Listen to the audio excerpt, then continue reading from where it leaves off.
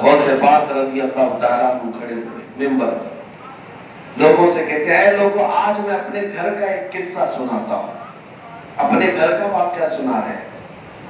کہتے ہیں کہ میں آج دوپہر میں تھک ہار کر کے گیا، میری بیوی عبدالجبار کی ماں کئی دنوں سے میرے لیے ایک مٹی کی ہانڈی میں دہی جمائی ہوئی تھی، اور گرمیوں میں دہی کھائی جاتی ہے، دہی کو کھایا جاتا ہے پیٹ کے ٹھنڈک کے لیے۔ غوث پاک فرماتے میں آج دوپہر میں تھکا ہارا گیا اور میری خواہش بھی تھی کہ دہی کھاؤں، اور میری بیوی نے کئی دنوں سے مٹی کی ہانڈی میں دہی جمایا تھا، لیکن میرے گھر پہنچنے سے پہلے اچانک ایک بلہ آیا، اور بلے نے اس دہی کی ہانڈی پر ایسا جھپٹا مارا کہ وہ ہانڈی گر گئی، پھوٹ گئی، اور پورا دہی زمین پر گر گیا۔ نہ میں کھا پایا، نہ میری بیوی کھا پائی۔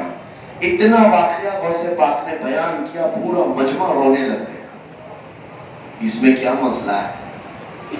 سارے دھاڑے مار مار کر رونے لگ گئے، چیخنے لگ گئے۔ میاں کسی کے گھر میں اگر مٹی کی ہانڈی ٹوٹ گئی اور دہی بہہ گیا تو اس میں رونے کا کیا مسئلہ ہے؟ اس لیے کہ مجمع میں بیٹھا ہوا غوث پاک کا مرید وہ عام انسان نہیں تھے، وہ غوث پاک کے معانی و مفاہیم کو سمجھنے والے اہل دل تھے۔ تمہیں پتا ہے اندھے شخص کو یہ بھی نہیں معلوم ہوتا کہ اس کی ماں کا چہرہ ہوتا کیسا ہے، اندھے کو یہ بھی نہیں معلوم ہوتا کہ انسان دکھتا کیسا ہے، وہ صرف احساس کی زندگی گزار رہا ہوتا ہے۔ اور تمہیں رب ذوالجلال نے آنکھیں بھی عطا کی، جسم بھی سلامت دیا ہے۔ نبی رحمت صلی اللہ علیہ وسلم جب واعظ فرماتے تو اس پر صحابہ کرام رو پڑتے تھے۔ یقیناً اللہ کریم نے جو چیزیں ہمیں دی ہیں، آج اس کا احساس نہ کرو گے تو یہ نعمتیں چھن جائیں گی۔ اور ایک چیز، 4 چیزیں سنایا میں نے، 5ویں چیز اللہ کے حبیب صلی اللہ علیہ وسلم فرماتے ہیں غنا کا قبل فقر کا، اللہ نے آج تمہیں جو دولت دی ہے اس کی قدر کرو اس سے پہلے کہ تم محتاج ہو جاؤ۔ فقیر ہو سکتے ہو، محتاج ہو سکتے ہو، اس سے پہلے جو چیز موجود ہے اس کا خیال کرو۔ یہ 5 چیزوں میں ہماری پوری زندگی ہے۔ جوانی کو بڑھاپے سے پہلے غنیمت جانو، اپنی صحت کو بیمار ہونے سے پہلے غنیمت جانو، تمہارے فارغ وقت کو مشغول ہونے سے پہلے غنیمت جانو، تمہاری خوشحالی کو، تمہارے غنا کو، تمہاری امیری کو محتاج ہونے سے پہلے غنیمت جانو۔ 5ویں چیز تمہارے حیات کو، تمہاری زندگی کو موت سے پہلے غنیمت جانو۔ موت آ گئی پھر سارا دھرا کا دھرا رہ جاتا ہے۔ میں آپ کو ایک بات بتاتا ہوں، سلطان الاولیاء غوث الاعظم دستگیر شیخ عبد القادر جیلانی رضی اللہ تعالیٰ عنہ کا مہینہ بھی چل رہا ہے، ابھی ان کی فیوز و برکات لوٹے ہوئے ہم بغداد سے واپس بھی آئے۔ اس منبر پر جب غوث پاک کھڑے ہوتے تھے بیان کرتے تو کوئی مجمع 70,000 سے کم کا نہیں ہوتا۔ کتابوں میں موجود ہے جب آپ کا بیان ختم ہوتا تو تاثیر ایسی تھی کہ ہر مجمع سے کچھ نہ کچھ جنازے ضرور اٹھا پڑتے، لوگ بے ہوش ہو جاتے تھے، غش کھا کر گرتے تھے، روتے تھے۔ غوث پاک رضی اللہ تعالیٰ عنہ کے تذکیر، واعظ و نصیحت کو سن کر کے اب وہ کیا کہتے کیا تھے، کون سی باتیں تھی؟ کیا آج کا مقرر وہ تقریریں نہیں کر رہا ہے؟ وہ بیانات موجود ہیں، کتابوں میں موجود ہیں، زبان کی تاثیر کی بات ہے۔ ایک بار غوث پاک نے اپنے بڑے صاحبزادے حضرت عبدالجبار کو منبر پر بٹھایا، کہا کہ تم آج بیان کرو لوگوں کو۔ وہ بیان کرتے رہے، گھنٹوں گزر گئے، لوگوں پر سناٹا طاری تھا، جیسے لوگ خاموش سنتے رہے۔ وہ اتر آئے، کہا ابا جان آپ جب بیان کرتے ہیں تو جو رقت طاری ہوتی ہے، لوگوں کے دلوں سے جو چیخیں نکلتی ہیں، وہ نہیں ہو پایا۔ غوث پاک نے فرمایا تم بیٹھو، میں بیان کرتا ہوں، توجہ چاہتا ہوں۔ جو بیان انہوں نے اس دن کیا تھا وہ آج میری تقریر کا عنوان بھی ہے۔ غوث پاک رضی اللہ تعالیٰ عنہ کھڑے ہوئے منبر پر، لوگوں سے کہتے ہیں اے لوگوں، آج میں اپنے گھر کا ایک قصہ سناتا ہوں، اپنے گھر کا واقعہ سنا رہے ہیں۔ کہتے ہیں کہ میں آج دوپہر میں تھک ہار کر کے گیا، میری بیوی عبدالجبار کی ماں کئی دنوں سے میرے لیے ایک مٹی کی ہانڈی میں دہی جمائی ہوئی تھی، اور گرمیوں میں دہی کھائی جاتی ہے، دہی کو کھایا جاتا ہے پیٹ کے ٹھنڈک کے لیے۔ غوث پاک فرماتے میں آج دوپہر میں تھکا ہارا گیا اور میری خواہش بھی تھی کہ دہی کھاؤں، اور میری بیوی نے کئی دنوں سے مٹی کی ہانڈی میں دہی جمایا تھا، لیکن میرے گھر پہنچنے سے پہلے اچانک ایک بلہ آیا، اور بلے نے اس دہی کی ہانڈی پر ایسا جھپٹا مارا کہ وہ ہانڈی گر گئی، پھوٹ گئی، اور پورا دہی زمین پر بہہ گیا۔ نہ میں کھا پایا، نہ میری بیوی کھا پائی۔ اتنا واقعہ غوث پاک نے بیان کیا، پورا مجمع رونے لگ گیا۔ اس میں کیا مسئلہ ہے؟ سارے دھاڑے مار مار کر رونے لگ گئے، چیخنے لگ گئے۔ میاں کسی کے گھر میں اگر مٹی کی ہانڈی ٹوٹ گئی اور دہی بہہ گیا تو اس میں رونے کا کیا مسئلہ ہے؟ اس لیے کہ مجمع میں بیٹھا ہوا غوث پاک کا مرید وہ عام انسان نہیں تھے، وہ غوث پاک کے معانی و مفاہیم کو سمجھنے والے اہل دل تھے، وہ اہل بصیرت تھے۔ وہ جانتے تھے کہ غوث پاک اپنے گھر کا قصہ نہیں سنا رہے ہیں، غوث پاک کے بیان کا مطلب یہ ہے کہ انسان زندگی پر مال مال مال جمع کرتا رہ جاتا ہے، جب اس کے کھانے کا وقت آتا ہے ملک الموت پنجہ مارتا ہے اور اس کی روح لے کر چلا جاتا ہے، نہ وہ چکھ پاتا ہے نہ کھا پاتا ہے۔ میں نے یہی زندگی میں دیکھا ہے۔ لوگ، شیخ سعدی رحمۃ اللہ علیہ فرماتے ہیں میں نے لوگوں کو دو ہی چیزوں میں مصروف دیکھا ہے، دو ہی چیزوں میں مصروف دیکھا ہے۔ ایک کہ جب جوانی اور طاقت ہوتی ہے تو مال کماتے رہ جاتے ہیں، اتنا کمایا کہ صحت گنوا دیا، اب صحت بچانے کے لیے مال گنواتے رہ جاتا ہے۔ باقی کی زندگی جو کمایا تھا وہ ہاسپٹلز میں ڈالتے رہو، ڈاکٹروں کو دیتے رہو۔ انہی دو چیزوں میں شیخ سعدی فرماتے ہیں پوری زندگی ختم کر کے چلا جاتا ہے۔ جوانوں کو ہم نے دیکھا ہے کہ نائٹ اور ڈے ان کے لیے کچھ مسئلہ نہیں، دن میں بھی کام ہے، رات میں بھی نائٹ شفٹنگ سب کر رہے ہیں۔ کیوں میاں؟ کچھ تو سٹینڈ ہونا ہے، اور جب سٹینڈ ہونے کا وقت آیا تو بیماریاں لگ گئی۔ جو جمع کیا تھا اب ان بیماریوں کو صحیح کرنے کے لیے خرچہ کرتا رہا۔ عزیزان گرامی وقار، یہ بات میں آپ کے سامنے اس لیے عرض کر رہا ہوں، بہت سارے ہمارے بچے اور نوجوان اپنی جوانی کی قدر نہیں کر پاتے، انہیں احساس نہیں ہے۔ ایک بات یاد رکھو کہ جوانی بہت تھوڑے وقت کے لیے دی گئی ہے اور ختم ہو جاتی ہے، بہت تیزی سے چلی جاتی ہے۔ تم ابھی پلاننگ کرتے رہ جاؤ گے، منصوبہ بندی کرتے رہ جاؤ گے، تمہارے بالوں میں سفیدی آ جائے گی۔ تم ابھی سٹینڈ ہونے کے منصوبے بنا رہے ہوں گے، گھر بنانے کے منصوبے بنا رہے ہوں گے، اس وقت تک تو دانت ڈھیلے ہو جائیں گے، کمر ٹیڑھی ہونے لگ جائے گی، تمہیں پتہ بھی نہیں چلے گا اچانک تمہارے بالوں میں سفیدی کہاں سے آئی، تم اندازہ بھی نہیں کر پاؤ گے۔ اسی لیے جو جوانی 18 سال سے لے کر شروع ہوتی وہ بڑے چیلنجز بھری ہوئی ہوتی ہے، بہت سارے چیلنجز اس کے سامنے ہوتے ہیں۔ دیکھنا یہ ہے کہ وہ صرف اپنے نفس پرستی کا شکار ہوتا ہے، صرف اپنے لہو و لعب اور اپنی خواہشات کو پوری کرنے میں مصروف ہوتا ہے، یا رحمان کی دی ہوئی جوانی کو اس کی رضا میں خرچہ کرتا ہے۔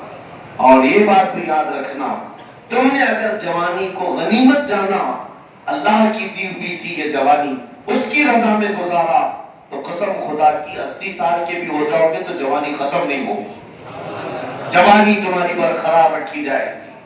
تمہاری جوانی کی قوت و تر و تازگی بڑھاپے تک اللہ سلامت رکھے گا۔ اعضاء کا کمزور ہونا اور ہے، لیکن احساسات کا مر جانا اور ہوتا ہے۔ کچھ نوجوانوں کو ہم نے دیکھا ہے، اسی لیے آج میں یہ ٹاپک اس لیے عرض کر رہا ہوں۔ اللہ کے نبی صلی اللہ علیہ وسلم کی ایک حدیث میں نے پڑھا، میرے آقا صلی اللہ علیہ وسلم فرماتے ہیں قیامت کے قریب ایک زمانہ ایسا آئے گا، تم دیکھو گے کہ جوان بوڑھے نظر آئیں گے اور بچے جوان نظر آئیں گے، چھوٹے بچے جوان نظر آئیں گے اور جوان لوگ بوڑھے نظر آئیں گے۔ اور یہ پریکٹیکل آج دیکھنے کو مل رہا ہے۔ 20 سال 25 سال 30 سال کے قریب کے نوجوانوں میں ہمارے پاس بہت لمبی لسٹ ہے جنہوں نے اپنی جوانی ایسی خراب کر دی ہے کہ ان کے اندر بڑھاپا ہے، صرف چہرہ دیکھنے کو سمارٹ ہے، ہینڈسم ہے، اندر سے تباہ ہو چکے ہیں۔ ان سے اچھے وہ پرانے زمانے کے بوڑھے ہیں جو 60 سال میں بھی طاقتور ہوتے تھے۔ آج ان کھوکھلے نوجوانوں کو میں دیکھ کر حدیث یاد کرتا ہوں جس میں میرے آقا نے فرمایا تھا کہ تم جوانوں کو بوڑھا دیکھو گے، کچھ نہیں کر پائیں گے، اور پھر بچوں کو حضور فرماتے ہیں وہ جوان نظر آئیں گے۔ یہ بھی ہم نے آج کے زمانے میں دیکھا، 4 سال کا بچہ وہ باتیں جانتا ہے جو ہمارے زمانے میں 35 سال کا لڑکا نہیں جانتا تھا۔ آج چھوٹے سے 4 سال 5 سال کے بچوں سے آپ بات کرنا مشکل ہو گیا ہے کہ وہ تمہیں پرسنل ریلیشن شپ کے بارے میں بھی باتیں کرنے لگتے ہیں۔ شہروں کے حالات ہم نے دیکھے، چھوٹے چھوٹے سے بچے جن کے بالغ ہونے میں بھی ابھی وقت باقی ہے، لیکن وہ بے حیائی کی باتیں کھلے طور پر کرتے، ایسا لگتا ہے کہ وقت سے پہلے یہ جوان ہو چکے۔ یہ قیامت کی نشانیاں ہیں، یہ قیامت کی نشانیاں جو ہمارے گھروں میں آج آ چکی ہیں۔ اے نوجوانوں، تمہارے پاس وقت بہت کم رہ گیا۔ اگر تم 20 سال 25 سال کے ہو تو ایسے سورج تیزی سے نکل رہا ہے، تیزی سے ڈوب رہا ہے، تم کو کیا لگتا ہے کہ آج 6 بجے نکلا، شام 7 بجے ڈوب گیا؟ نہیں، ہر دن تمہاری زندگی کی ایک ایک گھڑیوں کو ڈبوتے چلا جا رہا ہے، تمہیں بہت تیزی سے بڑھاپے کی طرف لا رہا ہے، اور وہ وقت ان قریب آنے والا ہے، ان قریب، جب ملک الموت بالکل تمہارے سامنے آ کر کھڑا ہوتا ہے، موت کا فرشتہ جس سے کوئی بھی بچ نہیں سکتا اور چھٹکارا بھی نہیں۔ اسی لیے نبی پاک صلی اللہ علیہ وسلم نے فرمایا اپنی زندگی کو غنیمت جانو موت آنے سے پہلے۔ میں نے ایک حدیث پڑھی حضرت سفیان ثوری رضی اللہ تعالیٰ عنہ کی، ایک چھوٹی سی بچی اپنے باپ کے جنازے کے ساتھ روتی ہوئی جا رہی تھی، 8 سال کی بچی تھی، اس کے باپ کا انتقال ہوا، جنازے کے پیچھے پیچھے روتی جا رہی تھی، اور یہ کہتی جا رہی تھی کہ آج ہمارے گھر پر کتنی بڑی مصیبت آ گئی، ہمارے باپ ہم سے دور ہو گئے اور میں بچپن میں یتیم ہو گئی، میرے گھر پر آج بڑی مصیبت آئی۔ بچی رو رہی تھی۔ جانتے ہیں حضرت سفیان ثوری اس بچی کو دیکھتے ہیں اور کہتے ہیں بیٹا ادھر آ، میں تجھے بتاؤں تیرے گھر والوں پر مصیبت نہیں آئی، تم تو کل سے پھر معمول پر چل پڑو گے، جو مصیبت تیرے باپ پر آئی ہے موت، یہ پھر کبھی کسی کے اوپر نہیں آتی، ایک ہی بار آتی ہے، اس سے بڑی کوئی چیز دنیا میں نہیں ہے۔ تمہارے گھر پر کیا آئی؟ آج مرا غم کرو گے، کل سے کھانا پانی کا پہننا سونا سب شروع ہو جائے گا، تم تو معمول پر آ جاؤ گے، لیکن اس کی زندگی ختم ہو چکی، اس پر جو چیز آئی ہے تیرے باپ پر وہ سب سے بڑی مصیبت ہے۔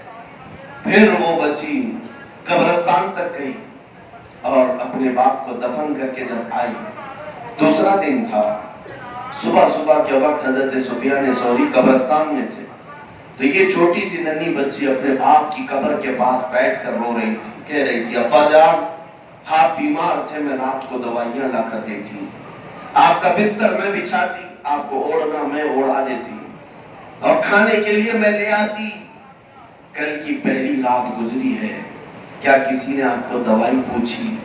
کیا کسی نے آپ کا بچھونا بچھایا؟ کیا کسی نے آپ کو اوڑھنا دیا؟ کیا کسی نے کھانا پوچھا؟ وہ باپ کی قبر کے پاس بیٹھے رو رہی تھی۔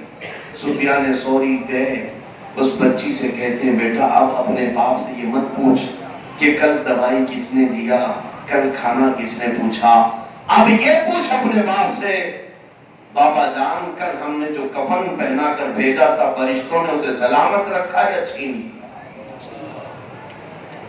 کہیں ایسا تو نہیں کہ ننگا کر دیا ہو قبر میں اعمال کی وجہ سے؟ اب یہ پوچھ اپنے باپ سے کہ بابا جان کل تک ہمارے ساتھ موجود تھے، جسم سلامت تھا، کل ایسا تو نہیں کہ بدعملیوں کی وجہ سے رب تعالیٰ نے چہرے پر اور آنکھ اور ناک پر بچھو چھوڑ دیا؟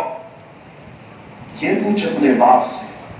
موت کے بعد جو حالات آنے والے عزیزان گرامی وقار، اس کی تیاریوں میں کیا ہم میں سے کوئی مصروف ہے؟ آج ہم میں سے کوئی مصروف ہے؟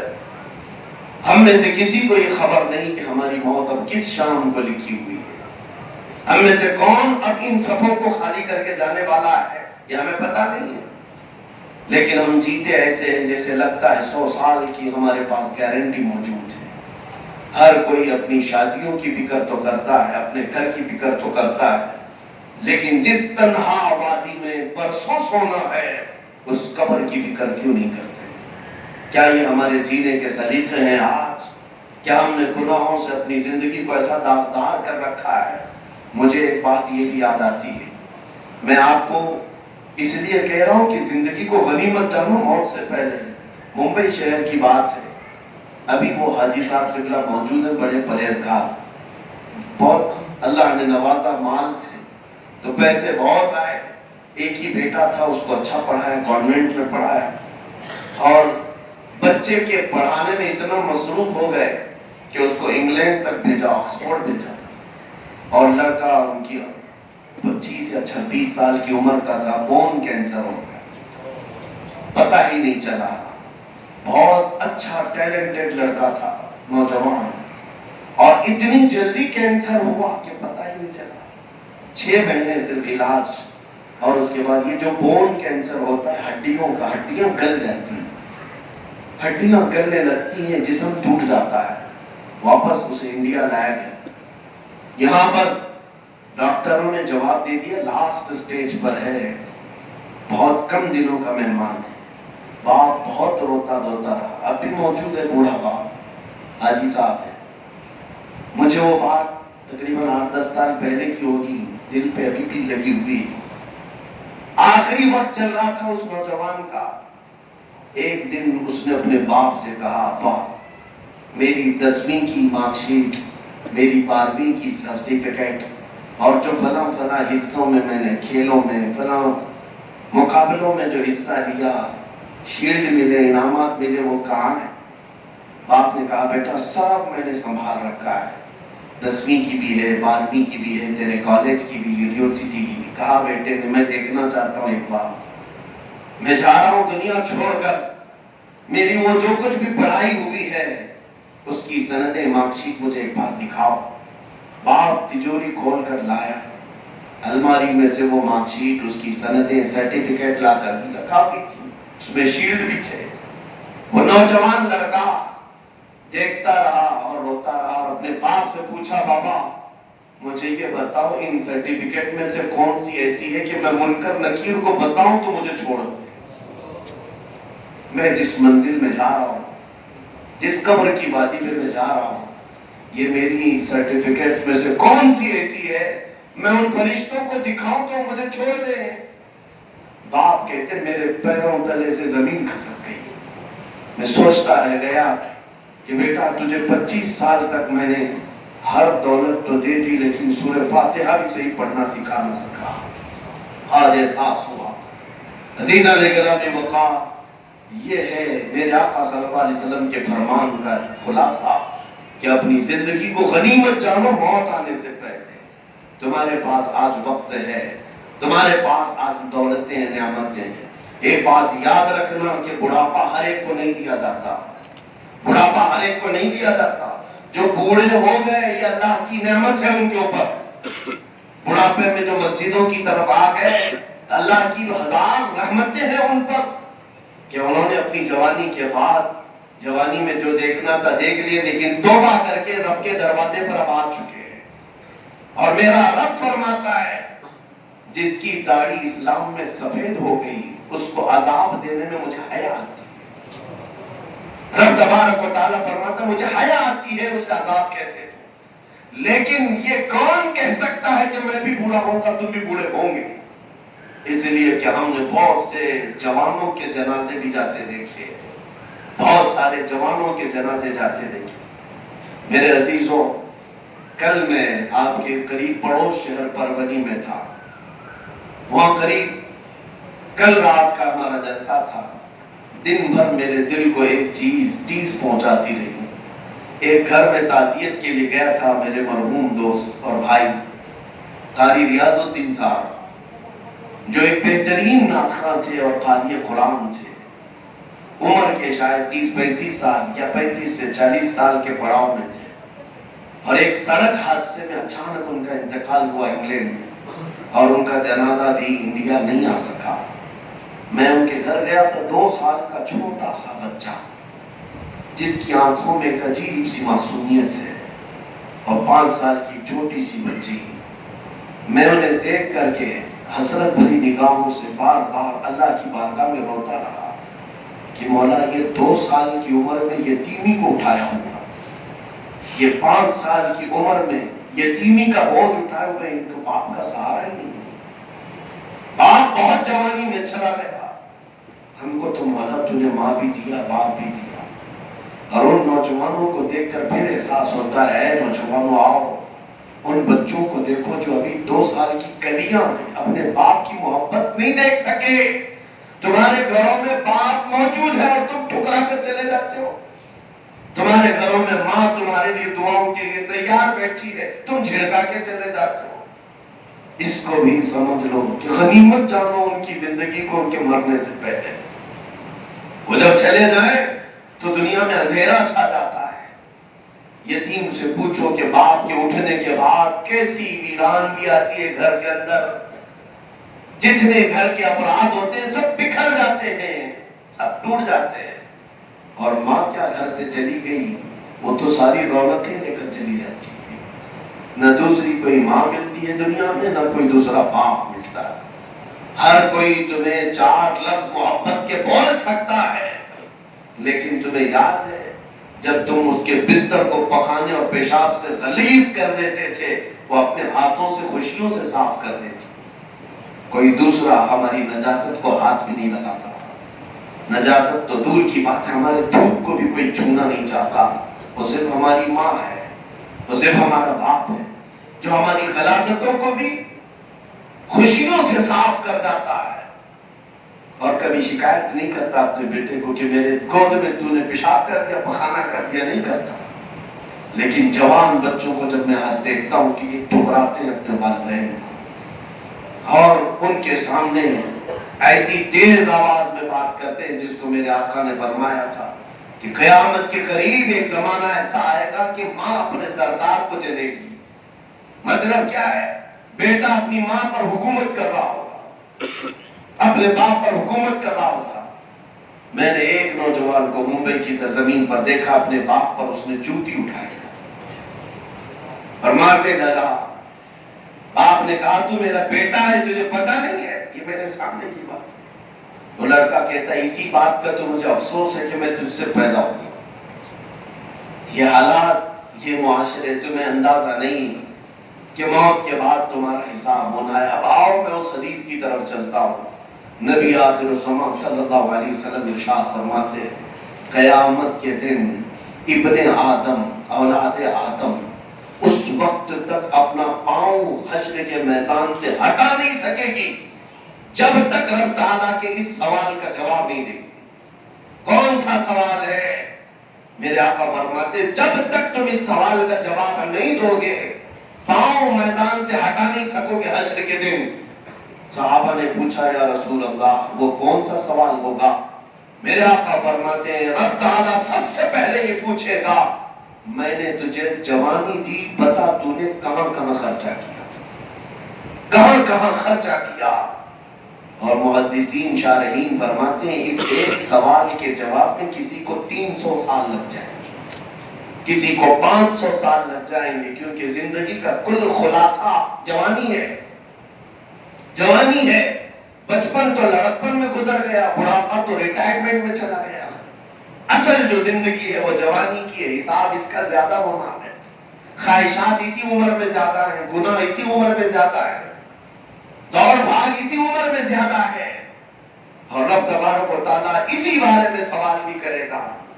یہ نہیں پوچھا جائے گا بچپنا کہاں گزارا، بڑھاپا کہاں گزارا، یہ فرمایا جائے گا کہ میں نے جو تجھے جوانی دی تھی اس کا حساب دے دے۔ اے نوجوانوں کیا تم قیامت کے دن اللہ کی بارگاہ میں اپنی جوانی کا حساب دینے کے لیے تیار بیٹھے ہو؟ کیا قیامت کے دن یہ بول پاؤ گے کہ مولا رات بھر میں گیم کھیلتا تھا، میں دن بھر تو چیٹنگ کرتا تھا، میں رات بھر گندی فلمیں دیکھ کر کے اپنے بستر کو گرم کرتا تھا، کیا یہ رب تعالیٰ کی بارگاہ میں جواب دے سکو گے؟ تم کیا جواب دو گے؟ سورہ یاسین میں رب تعالیٰ فرماتا الیوم نختم علی افواہہم وتکلمنا ایدیہم وتشہد ارجلہم بما کانوا یکسبون۔ آج کے دن تو ہم تمہارے منہ پر مہر لگا دیں گے، تمہارے ہاتھ ہم سے بات کریں گے، تمہارے پیر تمہارے بارے میں گواہی دیں گے تم اپنی جوانی میں کیا کیا کرتے تھے. یہاں تک کہ قرآن میں 24ویں پارے میں اللہ فرماتا ہے کہ لوگ اس دن تعجب میں ہوں گے کہ ان کے ران کی چمڑی بھی بات کر رہی ہوگی. ان کے رانوں کی چمڑیاں بات کر رہی ہوں گی اور کہہ رہی ہوں گی کہ مولا یہ اپنی شرمگاہ کو کس طرح سے عذاب کیا ہوا تھا, یہ کس طرح غلاظتوں میں مبتلا تھا. ہر مرد چیخ کر ان چمڑیوں کو کہے گا کہ تمہیں کیا ہو گیا ہمارے خلاف بات کر رہے ہو. وَقَالُوا لِجُلُودِهِمْ لِمَ شَهِدتُّمْ عَلَيْنَا, ہمارے خلاف تم گواہی کیوں دینے لگ گئی چمڑی کو. تم تھوڑا سا جل جاتی تو میں مرہم پٹی کرتا تھا. چمڑی کو اگر خروچ بھی آ جائے تو ہم اس کی پٹی میں کتنا وقت گزارتے ہیں, ہم بہت خیال کرتے ہیں ان چمڑیوں کا.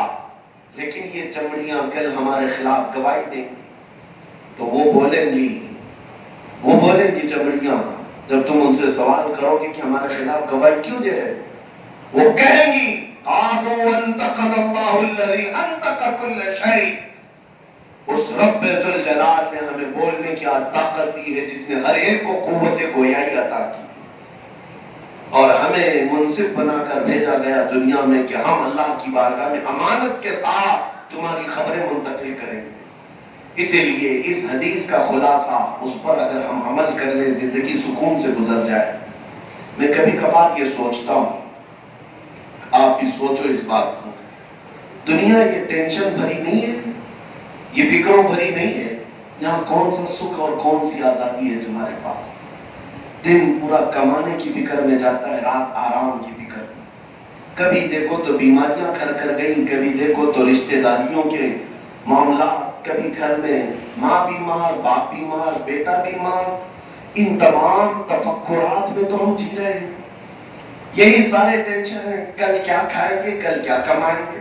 یہ پوری لائف تفکرات بھری ہوئی ہے. کوئی دن سکون کا ہوتا نہیں, کوئی دن سکون کا ہوتا نہیں. اب میں آپ سے کہتا ہوں, اگر تم نے یہ سوچ لیا کہ جس دن مر جائیں گے سکون سے جا کر قبر میں سو جائیں گے, موت کے بعد لوگ دفن کر کے آتے ہیں, ہو سکتا ہے تمہیں لگتا ہوگا کہ مردہ سکون سے سو گیا, لیکن قبرستان میں ہر کوئی سکون سے نہیں سوتا. ادھر تم دفن کر کے آئے, 40 قدم دور آئے تھے کہ اللہ کے فرشتے اس کی قبر میں آ گئے, اٹھا دیا جھنجھوڑ کر کے. اب کون سے سکون کی بات ہے. فرشتے اب وہاں سوالات پہ سوالات کرتے چلے جاتے اور جواب نہیں آ رہا ہے تو اسے عذاب میں مبتلا رکھی ہوئی.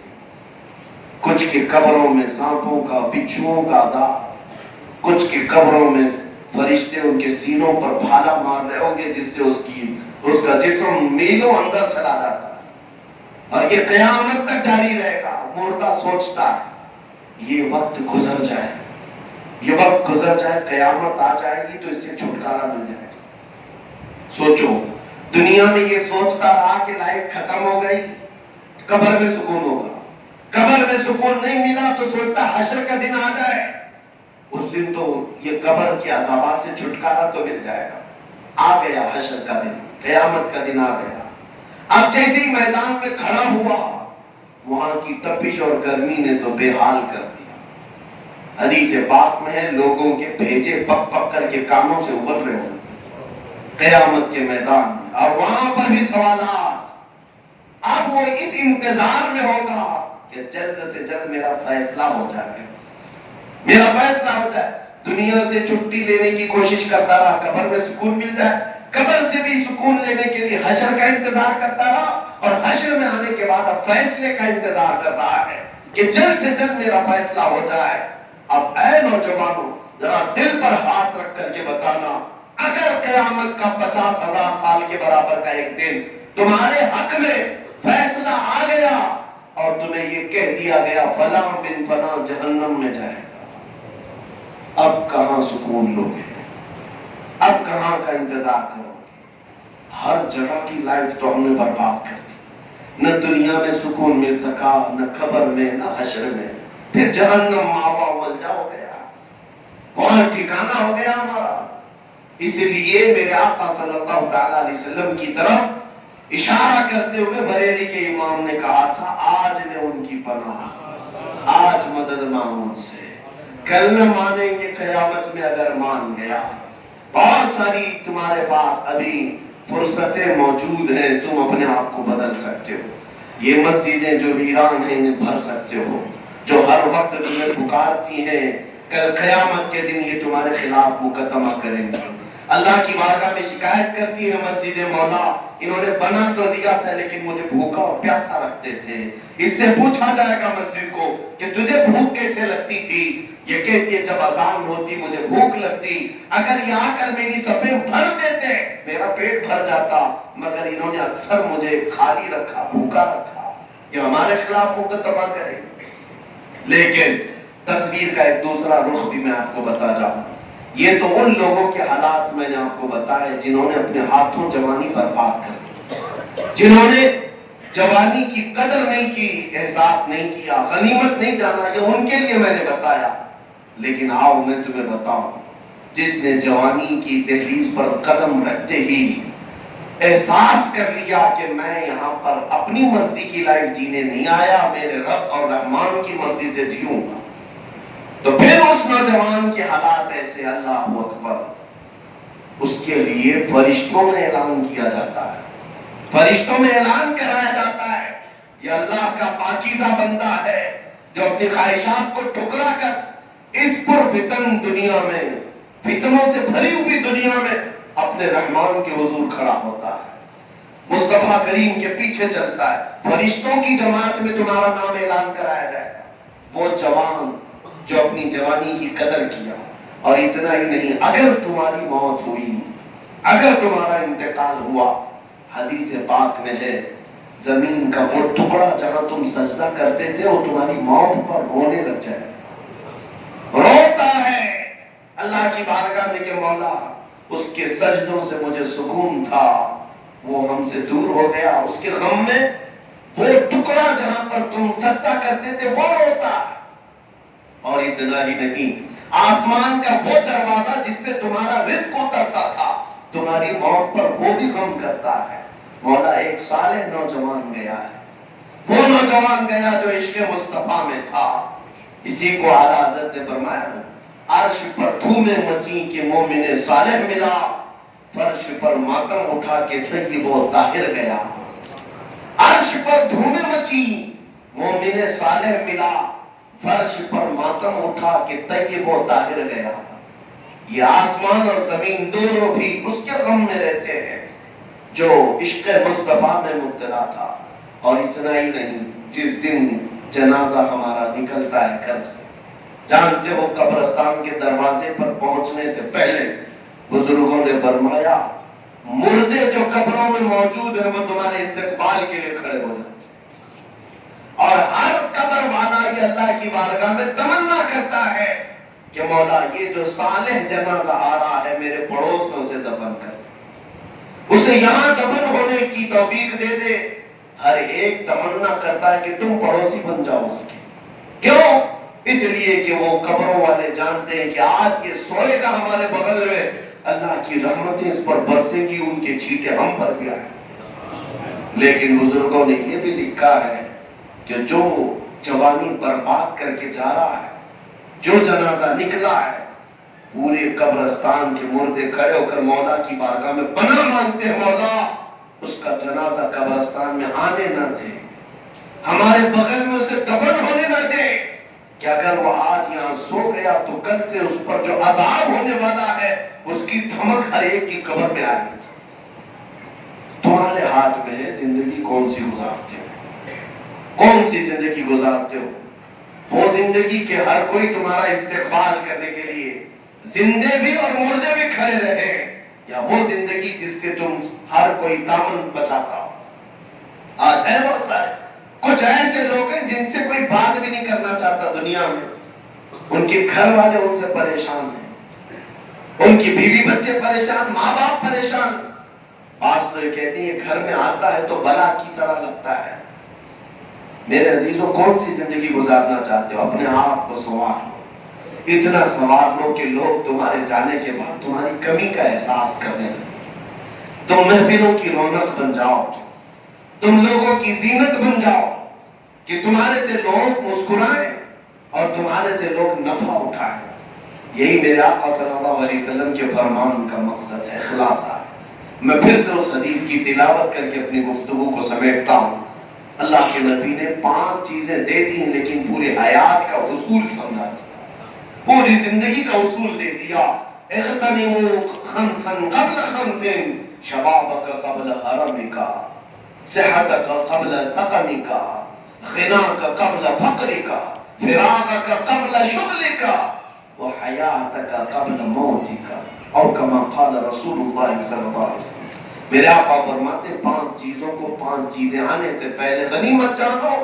اپنی جوانی کی قدر کرو بڑھاپا آنے سے پہلے. اپنی صحت کی قدر کرو بیماری آنے سے پہلے. اپنے فارغ الحالی کو غنیمت جانو مشغولیت سے پہلے. اور اپنے غنا کو، اپنی امیری کو فقر اور غنیمت جانو کہ غریبی آنے سے پہلے، محتاجی آنے سے پہلے. اور اپنی حیات کو، اپنی زندگی کو غنیمت جانو موت آنے سے پہلے. عزیزان گرامی وقار، میں خلاصتاً ایک میسج یہ بھی دے کر کے جاؤں گا. حدیث کے ہر ٹکڑے پر اگر میں گفتگو کروں تو شاید سال بھر کے جمعہ چلے جائیں. حدیث پاک کا مفہوم اتنا طویل ہے، لیکن ان لوگوں کو آج احساس نہیں جن کے پاس اللہ نے صحت دی. کبھی کبھار ہو سکے اے نوجوانوں ایک ٹیم بناؤ، تمہاری تنظیم بناؤ. بہت ساری تنظیمیں مہینے میں ایک مرتبہ کسی کینسر ہاسپٹل کا چکر لگا کر کے آؤ. میں خود نوجوانوں کو لے کر جاتا تھا ہر ربیع الاول شریف میں. میرا مقصد یہ ہوتا کہ نوجوان میرے ساتھ آئے. ہم نے ایسے ایسے بیماروں کو دیکھا ہے جو موت اور حیات کے بیچ میں لڑ رہے ہیں، جن کے چہرے سڑے ہوئے ہیں ابھی سے. اور ایسے حالات میں ہم نے دیکھا ہے کسی کی زبان باہر نکلی ہوئی ہے اور کسی کے گلے میں اتنا بڑا پھوڑا ہے کہ وہ چہرہ چھپائے بیٹھے ہوئے. کینسر کے مریض ایسی حالتوں میں ہم نے دیکھے جن کے پیٹ کی اندڑیاں کٹ چکی ہیں، اب وہ پخانے کے راستے سے ٹکڑوں سے باہر آئے. اللہ کی پناہ. لیکن جب ہم ان مریضوں کو دیکھتے ہیں تو میرے عزیزوں، اس لیے میں تمہیں کہہ رہا ہوں کہ جاؤ دیکھو، تمہیں اپنی صحت کا خیال آئے گا، تمہیں شکر کرنے کا جذبہ ملے گا کہ مولا مجھے تو نے سب سلامت رکھا. زبان بھی سلامت، آنکھ بھی سلامت، گلا بھی سلامت، پیٹ بھی سلامت، اور اس کے باوجود میں اتنا گھمنڈ کرتا ہوں کہ تیری عبادت کے لیے نہیں آتا. ایک خاتون کو میں نے ایسے بھی دیکھا جو صرف اس بات کے لیے رو رہی تھی، کہتی ہے کہ مولانا اتنی دعا کر دو کہ میرا سر اٹھے اور سجدہ کر سکوں. سر نہیں اٹھا سکتی، اتنی بڑی پھوڑی ہے. شوق بہت ہے کہ ایک سجدہ کر لو اللہ کی بارگاہ میں، سر نہیں اٹھا سکتی. تکیے سے سر اٹھاؤ تو خون بہنے لگ جائے، پیٹ جمع ہو چکا ہے، اور ایک سجدے کی خواہش ہے. اس دن رونا آیا، ہزاروں کو اللہ نے صحت بخشی، یہ ایک سجدے سے بھی باہر بھاگتے ہیں. اس سے پہلے کہ تم سے سب چیزیں چھن جائیں. ہم نے ان لوگوں کو بھی دیکھا جو کوما میں مبتلا ہے، وہ تو سجدہ تو دور کی بات، اب کلمہ پڑھنا بھی آتا نہیں، زبان پر کلمہ کا لفظ بھی جاری نہیں ہو پاتا. آج تمہاری صحت سلامت ہے، اس کو غنیمت جانو. کچھ نوجوان گٹکا کھا کر کے اپنے آپ کو جو برباد کر چکے. ہم ایسے بھی جنازے ابھی دفن کر کے آئے ہیں جنہوں نے 30-35 سال میں اپنی زندگی کے سارے منازل ختم کر لیے صرف انہی چند خواہشات کی وجہ سے. ایک رمضان میں ایسے جنازے میں حاضر تھا جس کا چہرہ پورا پھٹ چکا تھا، غسل دینے جیسی بھی کیفیت نہیں تھی. ایسے حالات میں جنازہ موجود تھا، لیکن دل اس بات پر تڑپتا تھا کہ جنازے کے سامنے اس کی 3 سال کی بچی رو رہی تھی. ہم یہ سوچتے ہیں کہ ان بچوں کا کیا ہوگا. تم نے اپنی لائف کو اپنے ہاتھوں برباد کیا، ان کو کس کے حال پر چھوڑ جا رہے ہو؟ ان بچوں کا کیا قصور ہے جن کو بچپنے میں تم نے چھت اڑا دیا، محروم کر دیا، ہم بولتے ہیں تو بہت سارے نوجوانوں کو یہ لگتا ہے ہماری لائف ہے ہمیں انجوائے کرنے دو. نادان تیری اپنی لائف نہیں, تیرے ساتھ ہزاروں جڑے ہوئے ہیں.